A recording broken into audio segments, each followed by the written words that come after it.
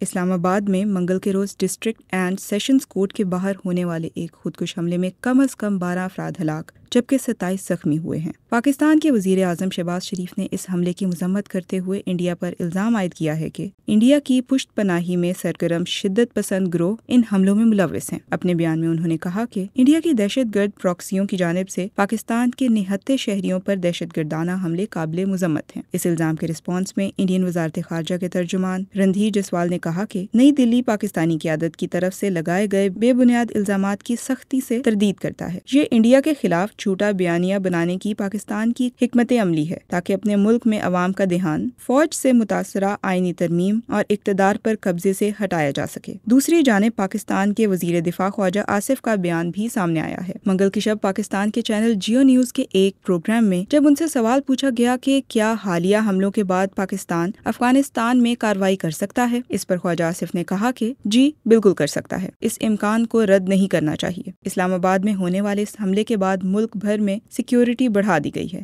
اور اہلکاروں کو الرٹ رہنے کی ہدایات جاری کی گئی ہیں۔